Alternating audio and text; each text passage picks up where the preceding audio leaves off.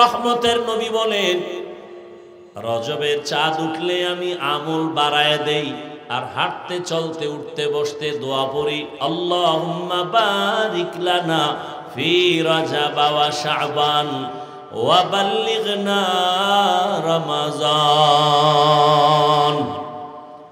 আয় আল্লাহ, রজব ও শাবানে আমাদের বরকত দান করেন, হায়াতটা বাড়ায়া রমাজান পর্যন্ত পৌঁছাইয়া দেন। মরণ যেন রমাজানেই হয়, কারণ এই বরকতের মাস, কোরআন নাজিলের মাস, কদরের মাস। এই মাসে জাহান্নামের দরজা বন্ধ, জান্নাতের দরজা খোলা, শয়তানের শিকল লাগানো। রমজানে শয়তানের কি লাগানো? এরপরও শয়তানি মানুষ করেনি, বিড়ি টানেনি, ঝগড়া করেনি, রোজা ভাঙ্গেনি। শয়তানের দরজা বন্ধ, তালা লাগানো, এরপর করে কনে কেন অন্যায় করে? বড় কঠিন জবাব। আল্লাহ হেদায়াত দান করুন। শাবান বড় দামি মাস। রহমতের নবী বলেন, রজব এটা শাহরুল্লাহ, রজব হলো আল্লাহর মাস, শাবান আমি মুহাম্মদের মাস, রমাজান আমার উম্মতের মাস।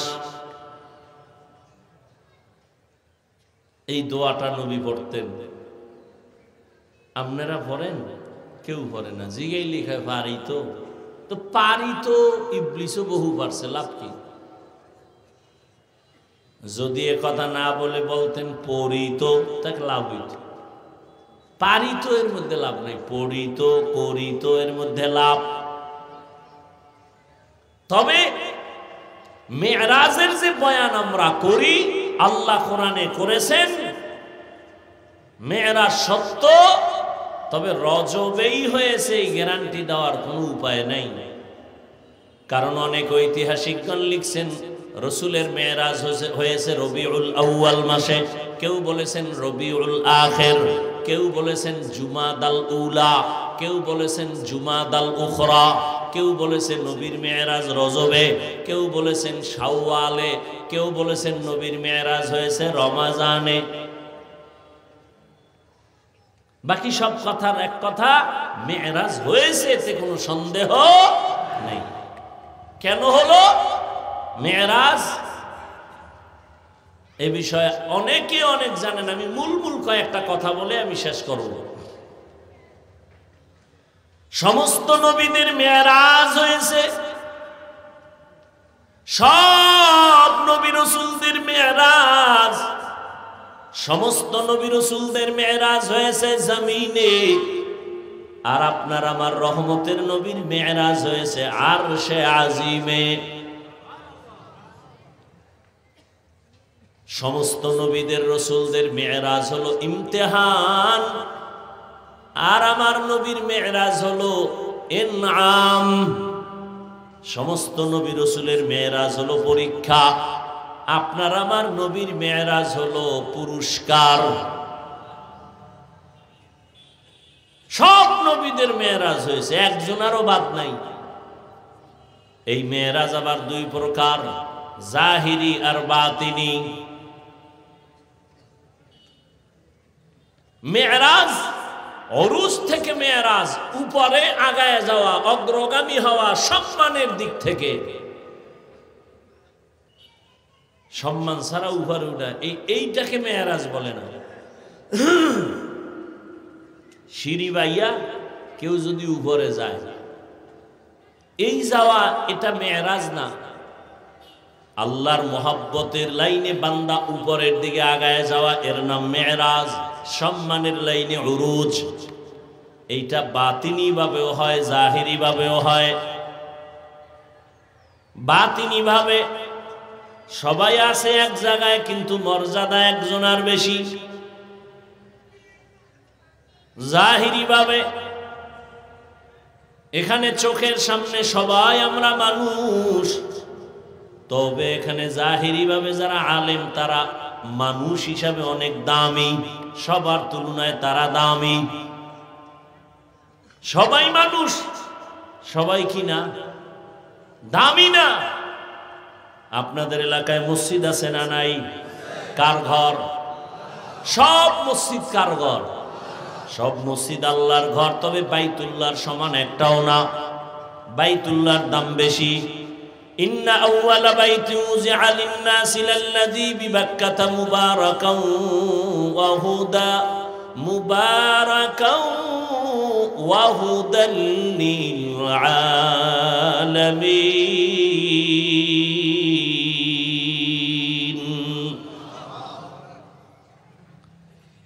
এত সুন্দর বাইতুল্লাহ। সব মসজিদ আল্লাহর ঘর, বাইতুল্লাহ আলাদা দামি। সব মানুষ আল্লাহর বানানো প্রিয়, কিন্তু এর মধ্যে যারা কোরআনের ইলমওয়ালা তারা দামি। আবার এই কোরআন ওয়ালাদের মধ্যে যারা ইলমের সাথে আমল আছে তারা আরো দামি। আবার আমলওয়ালাদের ভেতরে যারা তাকওয়াওয়ালা তারা আরো দামি। জমিনের মধ্যে অনেক পিপিলিকা আছে আপনার ডানে বামে। এই পিপিলিকা গুলো কার মখলুক? কিন্তু পিপিলিকা সব আল্লাহর মখলুক, সব দামি না।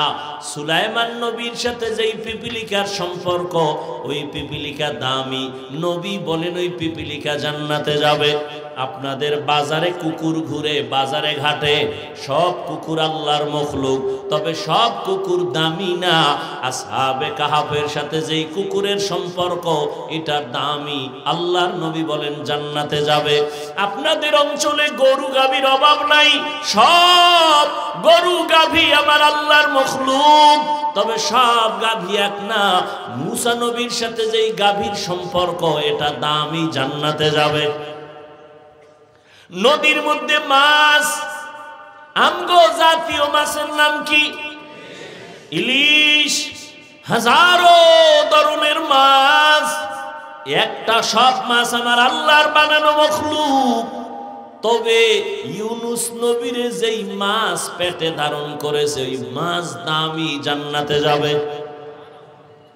উড়ন্ত পাখি সব আল্লাহর মখলুক, সব দামি না। সুলাইমান নবীর সময়ের হুদহুদ নামের পাখি জান্নাতে যাবে, ওটা দামি। সব মানুষ আমার আল্লাহর মখলুক, তবে কোরআনওয়ালারা, আমলওয়ালারা, তাকওয়াওয়ালারা আল্লাহর কাছে অনেক দামি। কেমন দামি? এরা কিয়ামতের দিন বিনা হিসাবে জান্নাতে যাবে। শুধু তাই না, এদের সাথে অন্যদেরও জান্নাতে যাওয়া লাগবে। এরা জান্নাতে না ঢোকার আগে অন্য কেউ চালাকি করে জান্নাতে যেতে পারবে না। তাহলে মানুষ, এই হলো জাহিরি মেরাজ, বাতিনি মেরাজ, জাহিরি মেরাজ। সমস্ত নবীদের মেরাজ জমিনে, আমার নবীর মেরাজ কেন আরশে আজিমে? নবীদের নবুয়তের সীমানা যত দূর, তত দূর তাদের মেরাজের সীমানা, এর বাইরে না। মুসা নবীর সীমানা যত দূর, তার মেরাজের সীমানা, নবুয়তের সীমানা, উরুজের লাইন অত দূর। উদাহরণটা এভাবে আল্লাহর ওলি বলেন, যেমন আমগো দেশে মেম্বার আছে, মেম্বার চেয়ারম্যান, এমপি।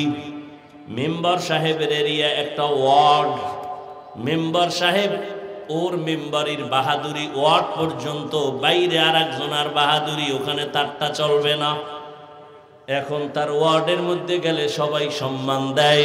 তার এরিয়া যতটুকু, চেয়ারম্যানের এরিয়া আরো বড়, ইউনিয়ন ব্যাপী। তিনি ইউনিয়নের মধ্যে ঘুরে আর খবর নেয়। এমপি সাহেবের এরিয়া আরো বড়, পুরা অঞ্চল ঘুরে আর খবর নেয়। সরকারের এরিয়া পুরা দেশব্যাপী, পুরা দেশের খবর নাই, এরিয়া ঘুরে ঘুরে দেখে।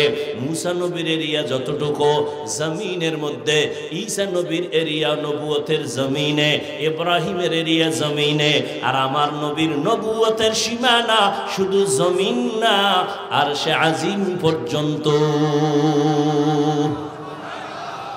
আল্লাহ বলেন, হে নবী, জমিন আমি ঘুরাইয়া সব দেখাইলাম, এবার আপনার নবুয়তের সীমানা শুধু জমিন পর্যন্ত না, আরশে আজিম পর্যন্ত।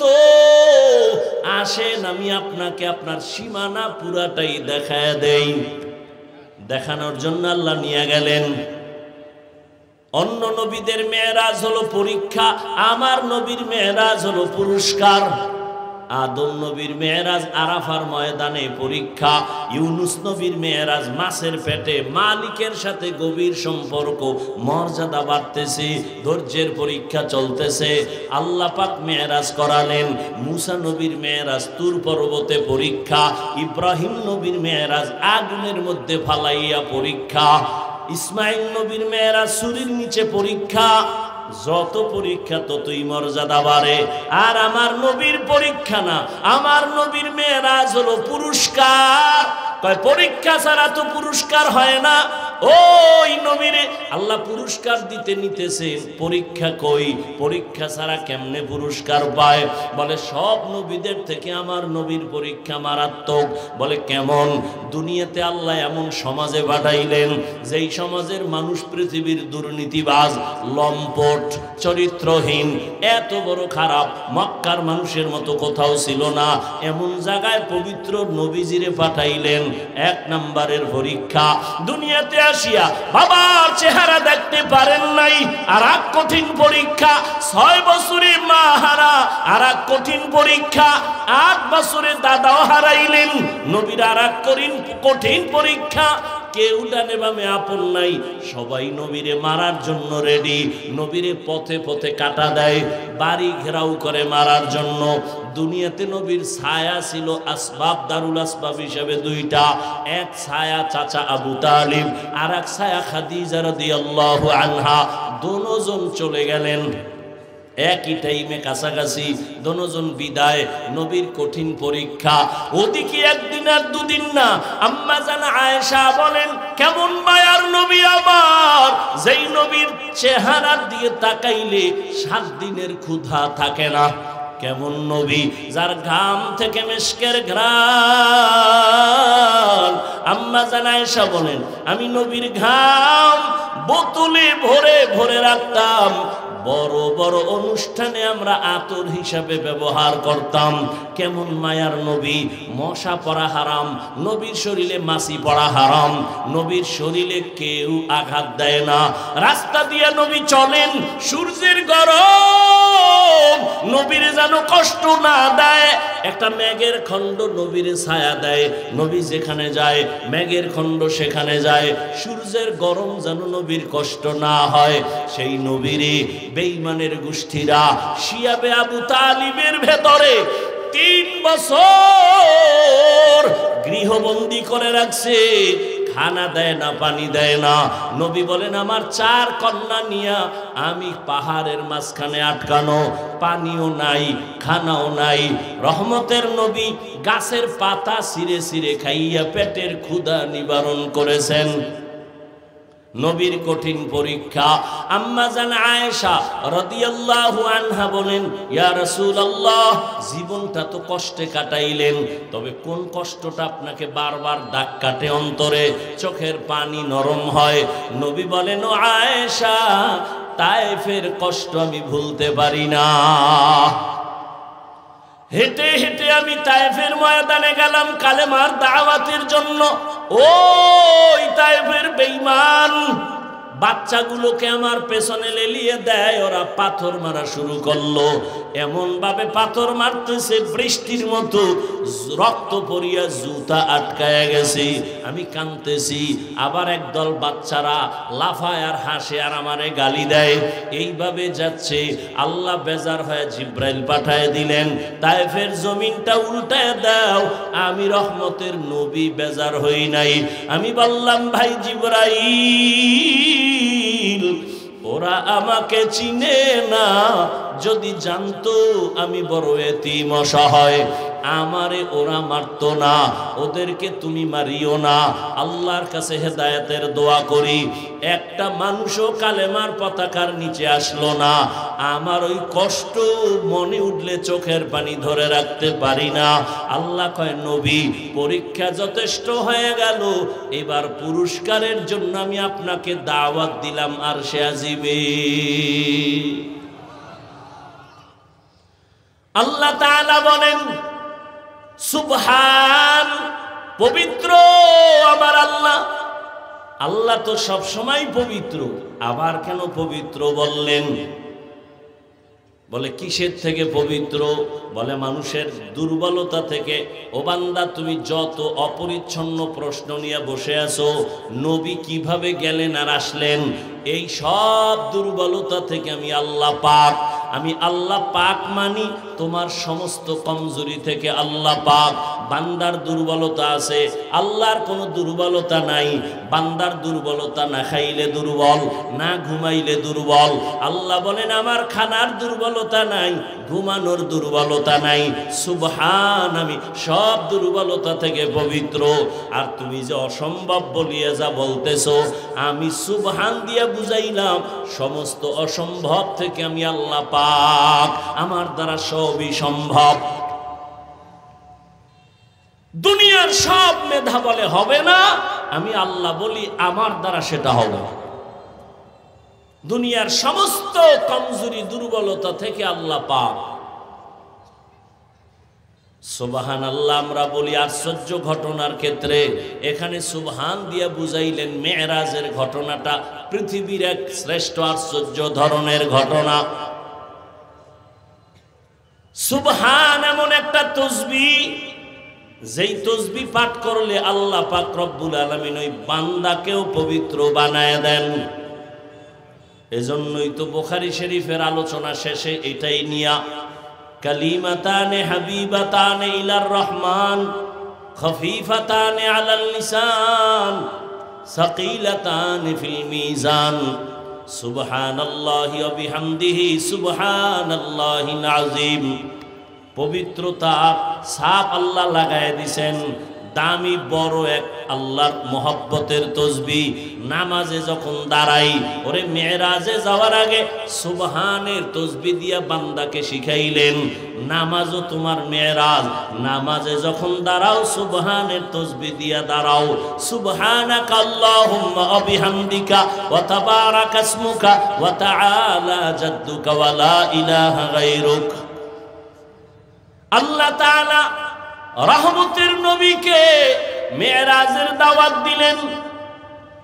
আল্লাহ তাআলা অনেকে এই ১৫০০ বছর পর্যন্ত এখনো মানতে পারে না নবীজির মেরাজটা কেমনে হলো। আবু জাহিলও মানে নাই। আরে মোহাম্মদ রাতের অল্প সময় ৭ আসমান ঘুইরা কেমনে আসলো? এটা আমরা বয়ান করি, আপনারা শুনতেছেন, ভাবতে গেলে মাথা গরম হয়ে যায়। আধা ঘন্টা ভাইবেন তো, এখান থেকে ৫০০ বছরের দূরত্ব প্রথম আসমান, এগুলো রাতের সামান্য সময় কেমনে সম্ভব? ভাবলে দেখবেন মাথা গরম হয়ে যাবে। আল্লাহ কয় আমার দ্বারা সম্ভব।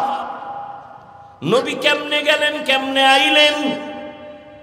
না, নবী যান নাই, নবী আসেন নাই, আমার আল্লাহ নবীকে নিয়েছেন, আর আমার আল্লাহ আবার নবীকে পাঠায় দিয়েছেন। নবী যান নাই, কে নিছেন? প্রশ্ন আল্লাহকে করো, আল্লাহ কেমনে নিলা? নবী কেমনে গেল না, প্রশ্ন হবে আল্লাহ নিলা কেমনে? এবার আল্লাহ আমারে প্রশ্ন কর, আমার বন্ধুকে কেন করো? বন্ধু তো যায় নাই, আমি নিয়েছি।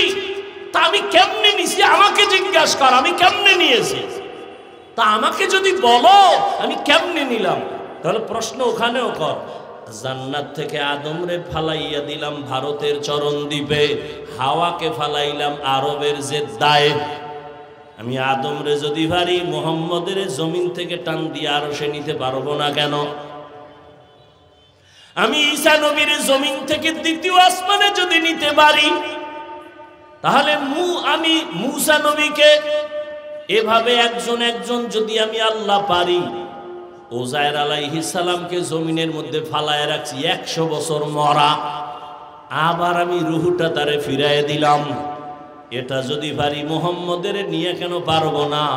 কারণ মুহাম্মদকে জাননি।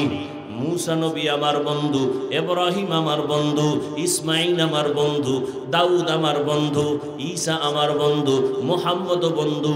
তবে ব্যবধান হলো সব নবী রাসূল আমার আল্লাহ তাআলার আশিক, আর আল্লাহ বলেন আমি নিজে আল্লাহ মুহাম্মদের আশিক। ব্যবধান আছে না নাই?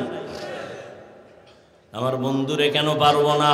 ইউনুস নবীরে মাছের পেটে ঢুকাইয়া দীর্ঘদিন রাইখা আবার যদি নিরাপদে জমিনে ফিরায় দিতে পারি, আমার বন্ধুরে আমি মক্কা থেকে নিয়া আরশে আজিম ঘুরাইয়া নিরাপদে আবার মক্কায় কেন ফিরায় দিতে পারবো না? আল্লাহ পারেননি? তুমি পারবা না, আল্লাহ পারবেন। মানুষও পারে। কেমনে পারে?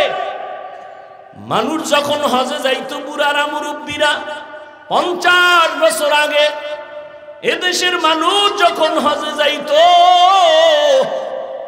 জানা থাকলে বলেন কেমনে যাইতো? কেমনে যাইতো? জাহাজে যাইতো, পানিতে 2.5 মাস লাগতো, 3 মাস লাগতো। ওই সময় যদি আমি দুনিয়াতে মাওলায় পাঠাইতো আর বয়ান করে বলতাম 2.5 মাসের পর 6 ঘন্টায় বাড়ি মারমু, কি পরিমাণ আমারে ফিডাইতো আর কাফের বলে গালি দিত। ওরা বলতো তুই 30টা কোরআন মাথায় লইয়া কসম খাইলেও মানবো না, প্রয়োজনে বেঈমান হয়ে যাব, তারপরও মানবো না যে 2.5 মাসের পথ কেমনে 6 ঘন্টায় যায়। এরা জীবনে কল্পনাও করে না, আর আল্লাহ চোখে দেখায়। দেখায় না? জানি না দেখতে পারবো কিনা যে 6 ঘন্টার পথ মানুষ 2-2.5 ঘন্টায় চলে যাবে। পারে না? পারে না? এটা মানুষ মেধা দিয়ে করছে না? মানুষ যদি পারে, আল্লাহ পারবে না?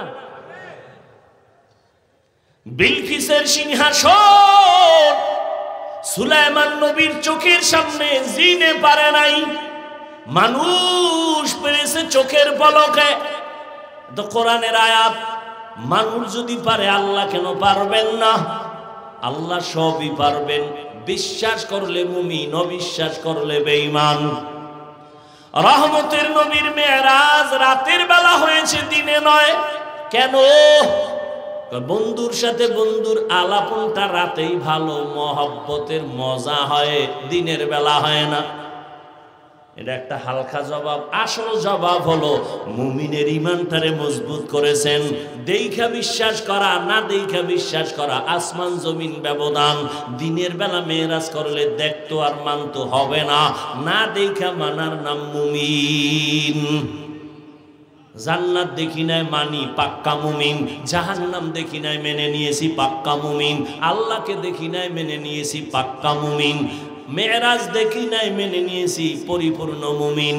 না দেখা বিশ্বাস করা, এটা মজবুত ঈমানের পরিচয়। আর একদল এখনো 1500 বছর হইছে, বহু বেঈমান নাস্তিক এখনো রসুলের মেরাজ মানে না। এখনো ওই এক বদমাশ না কয়েক মাস আগে এটা নিয়ে বিরোধিতা করছে, মানে নাই মেরাজ। আল্লাহ তাআলা জিবরাইল আমিনকে জান্নাত থেকে বোরাক নিয়ে পাঠায় দিলেন, যাও বাইতুল্লাহ চলে আসলেন। রহমতের নবী কই? রহমতের নবী ঘুমায় কোথায়? কেউ বলে নবী চাচাতো বোন উম্মে হানির ঘরে ঘুমায়, কেউ বলে শিয়াবে আবু তালিবের মধ্যে ঘুমান, কেউ বলে নবী হাতিমে কাবায় ঘুমান। জিবরাইল আমিন আসছেন, বোরাকটা বাইতুল্লাহর সামনে রাইখা নবীরে ঘুম থেকে জাগাইতে গেছেন। নবীর ঘরের ছাদ দিয়া ছিদ্র করে নিচে নামছেন। আমাকে পাকা ছাদ নি, খেজুর পাতার ঘর। নবীরে নিচে নাইমে দেখে নবী ঘুমায়, তবে গভীর ঘুমে না। এখন উড়াইবে কেমনে? জিব্রাইলের 600 নূরের পাখা নবীর মাথায় হাত দেয় না, নবীর শরীর স্পর্শ করে না। রহমতের নবীর পা মোবারকের পাতায় জিব্রাইলের পাখা লাগায় দিছে হালকা। রহমতের নবী সজাগ, তাকায় দেখে জিব্রাইল এই গভীর রাতে কেন? আবার উপরে তাকায় দেখে ছাদ ফাঁকা, আসমান দেখা যায়। কিও দরজা ছিল না? দরজা ছিল তো, উপর দিয়ে ঢুকলা উল্টা কেন? আজকে সব আপনার সাথে উল্টাই হবে, মাত্র শুরু। সব উল্টা হবে, শুরু। এখান থেকে মাসআলা নিল, ও দুনিয়ার জাতি ঘুমের মানুষ কেমনে জাগাইবা? এখান থেকে আদব শিখায় দিলেন। আল্লাহর বান্দাদের ঘুম থেকে জাগানোর জন্য মাথায় হাত নয়, বডির মধ্যে স্পর্শ না, পায়ের মধ্যে ধরে হালকা চাপ দাও, তাকায় দেখবে তুমি অলুমান না মানুষ। আর পিছে বয়ে যদি একটা বাড়ি মারো মাথার উপরে, ঘুমের মধ্যে কেন স্টক করে মইরা যায়, কে আমার আঘাত করলো আমি তো দেখি না। আদব শিখায় দিল, মাথায় না, শরীরে না, পায়ের মধ্যে হালকা চাপ দাও, তাকায় দেখবে কে আমার সামনে, দেখবে না, কথা কয় না। এটাই আদব। নবী কি উঠাইয়া হাতিমে কাবায় চলে গেলেন। নবী বলেন আমাকে নিয়া ঝমঝম কূপের কিনারায় নিয়া আমাকে চিৎভাবে শোয়াইলেন, বুকটাকে চিরলেন। আমি সব তাকায় দেখি আমার ডানে ৭০,০০০ ফেরেশতা, বামে ৭০,০০০ ফেরেশতা, সামনে ৭০,০০০ ফেরেশতা, পিছনে ৭০,০০০ ফেরেশতা, মিকাইল জিব্রাইল বসা।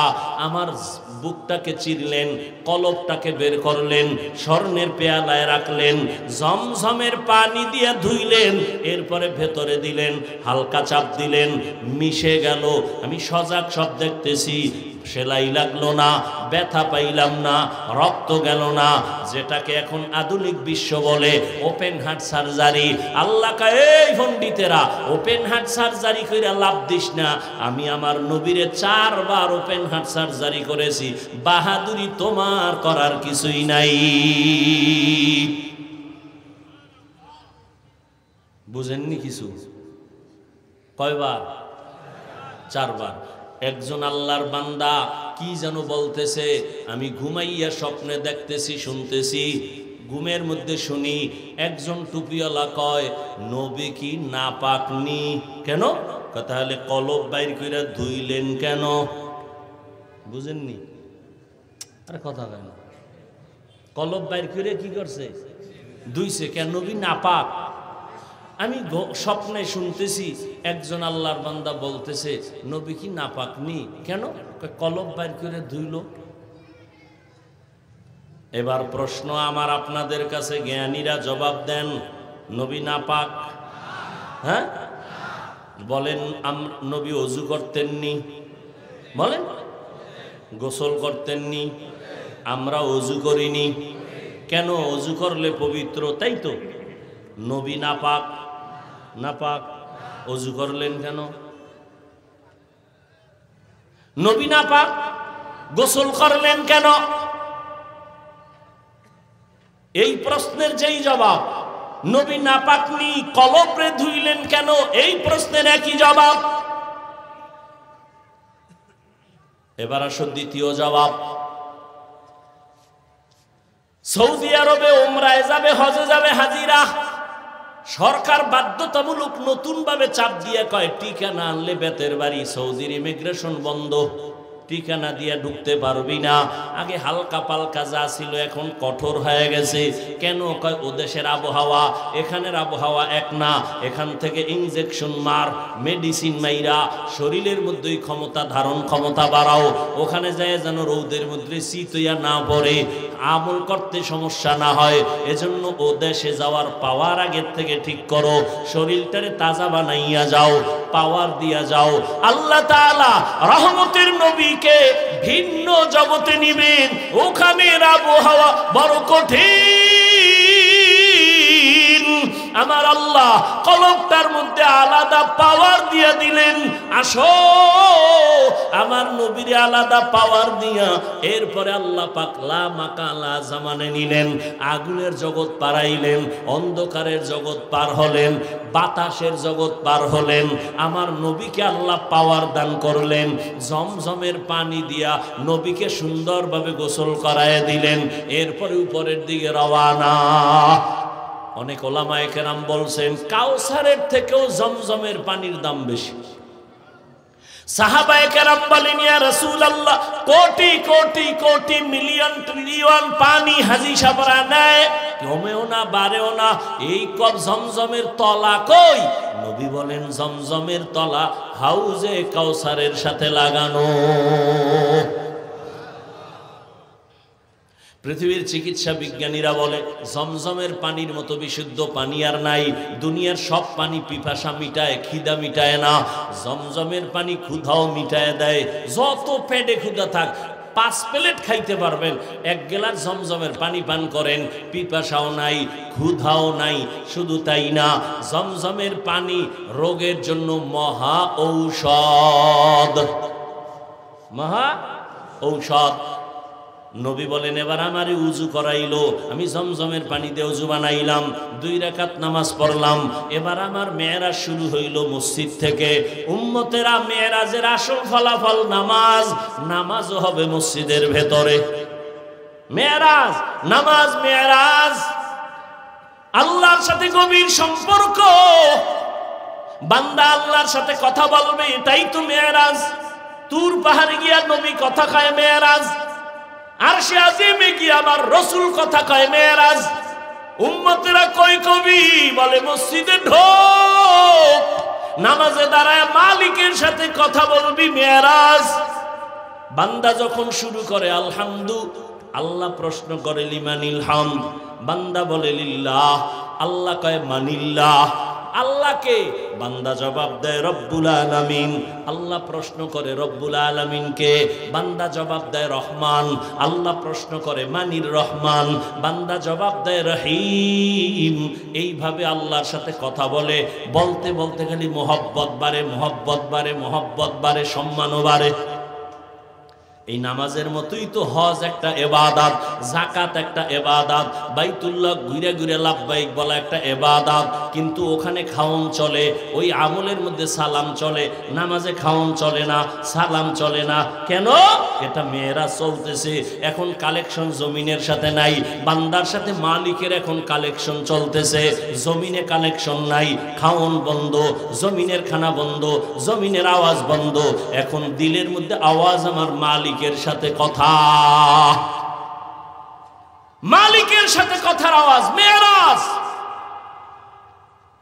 এজন্য বান্দা নামাজের মধ্যে মালিকের মোহাব্বতে দাঁড়াও, আল্লাহর সাথে কথা বলো, অন্তরের হালাত পরিবর্তন হয়ে যাবে।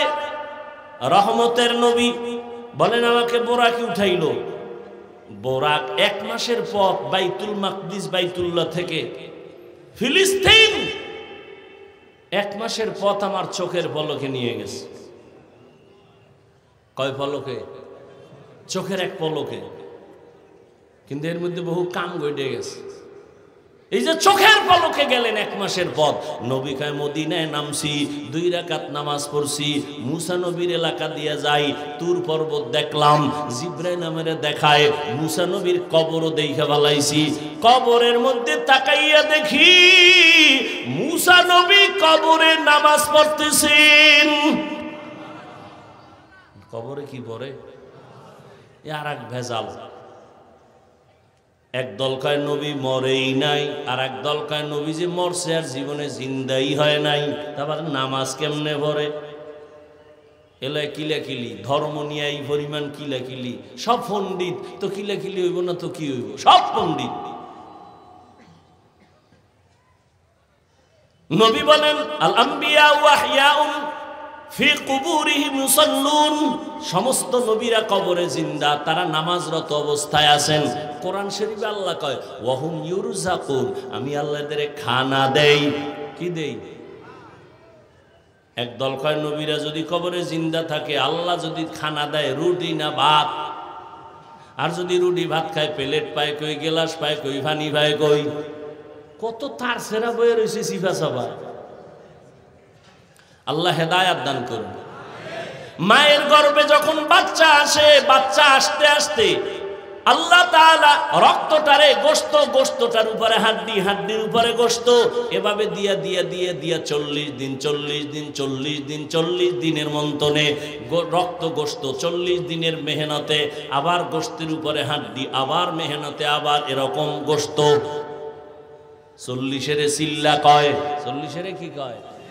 হাল আতা আলাল ইনসানি হিনুম মিনাদ দাহরি লাম ইয়াকুন শাইআম মাযকুরা ইন্না খালাকনাল ইনসানা মিন নুতফাতিন আমশাজিন নাবতালি ফাজআলনাহু সামিআম বাসীরা। মায়ের গর্ভে চিল্লা দিলে দেহের গঠনের উন্নতি হয়, দুনিয়ার লাইনে আল্লাহর পথে চিল্লা দিলে রূহের উন্নতি হয়। মায়ের গর্বের চিল্লায় দেহের উন্নতি, দুনিয়ার চিল্লায় রুহের উন্নতি, আত্মার উন্নতি লাভ করে। আচ্ছা, এবার বাচ্চা যে আইলো মায়ের গর্বে, আল্লাহ রুহু দেয়নি? বলেন না কেন? বাচ্চারে যখন আল্লাহ রুহু দেয়, মরা না জিন্দা? জিন্দা অবস্থায় ক্ষুধা লাগে না লাগে না? কে খাওয়ায়? কি খায়? যাও না সুজি? খাওয়ার পরে পেট ভরলে পায়খানা, বাথরুম কই?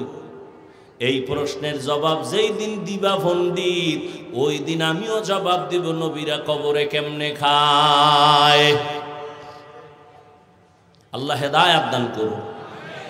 ভাইরা আমার, নবীকে মেরাজের ব্যাপারে আল্লাহ পাক ডাকলেন আর বললেন সুবহানাল্লাযী আসরা বিআবদিহি, ভ্রমণ করাইলেন তার বান্দাকে।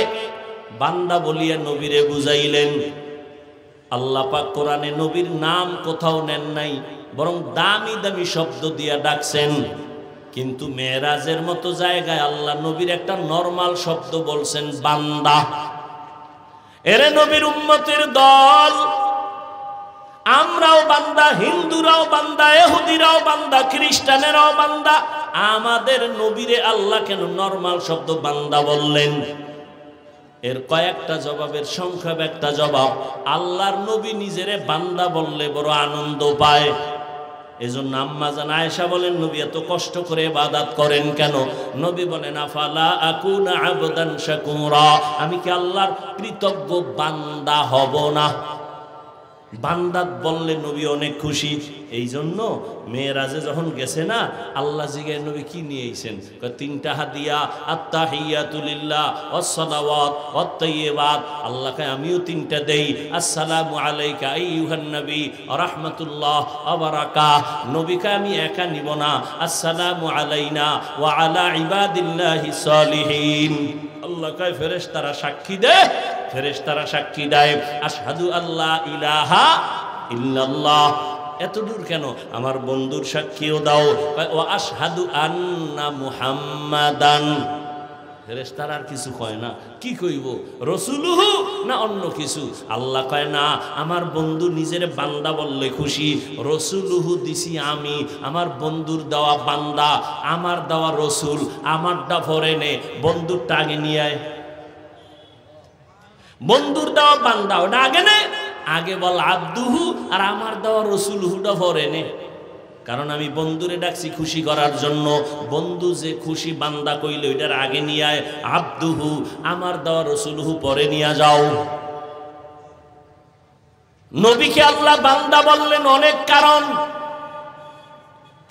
বান্দার সাথে আল্লাহর সম্পর্কের মূল জিনিস হলো ইবাদত। যার ইবাদত করে তিনি মাবুদ, যারা ইবাদত করে তারা আবেদ বা বান্দা। আর দুনিয়াতে সবথেকে বেশি ইবাদত করনেওয়ালা আমার নবী। রহমতের নবী এই পরিমাণ ইবাদত করতেন, দুনিয়াতে কেউ করে নাই। সারা রাত রহমতের নবী নামাজে দাঁড়াইতেন। নবী ইশরাক পড়ছেন, আউয়াবিন, চাষ, তাহাজ্জুদ, যত বেশি পারে নফল ইবাদত। কারণ হাদিসে আছে কিয়ামতের দিন ফরজ আমলের ঘাটতি পূরণ হবে নফলের দ্বারা।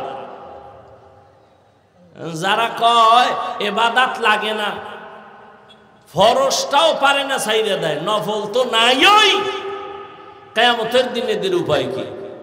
মেরাজের সবথেকে বড় হাদিয়া 5 বেলার নামাজ। এই নামাজ আল্লাহর সাথে মেরাজ। অনেকে নামাজ পড়িয়া মিথ্যা বলে, নামাজ পড়ে মানুষের হক নষ্ট করে, নামাজ পড়ে সুদ খায়, ঘুষ খায়। নাই, এরা নামাজে কির মেরাজ করে? আল্লাহর সাথে করে না দোকানের সাথে করে? আল্লাহই ভালো জানে। অথচ নামাজ যার যত সুন্দর, তার আমল সুন্দর, আখলাক সুন্দর, ব্যবহার সুন্দর, চরিত্র সুন্দর। আল্লাহর ওয়াদা, নামাজ মানুষকে সব পাপ থেকে ফিরাবে। কিন্তু নামাজ পড়ে পাপ ছাড়ে না, বুঝা গেল তার নামাজটা এখনো নামাজ সহিভাবে হয় নাই। আল্লাহর সাথে মেরাজের নামাজ হয় না। ও আমার যুবক বাবারা, বৃদ্ধ বাবাজিরা, পর্দার আড়ালের আম্মা জানেরা, বোনেরা, এই নামাজ নামাজ নামাজ বারবার নামাজ মুসলমানের বড় পরিচয় নামাজ। বাইনাল আবদি ওয়া বাইনাল কুফরি তারকুস সালাহ, মুমিন আর বেঈমানের মাঝে ব্যবধান নামাজ। বেঈমানেরা নামাজ পড়ে না, মুমিনেরা নামাজ ছাড়ে না। এই নামাজ কয় ওয়াক্ত? আল্লাহ দিছিলেন 50। আল্লাহ কয় নবী আপনার উম্মত 5 পড়লেও আমি পুরো 50-এরই সওয়াব দান করব। এরে আল্লাহর বান্দারা, এই নামাজকে ঠিক করার জন্য সব বয়ান শুনছো, ফজরে মসজিদ খালি, কোনো লাভ হবে না। নামাজ হলো জীবনের আসল ইবাদত।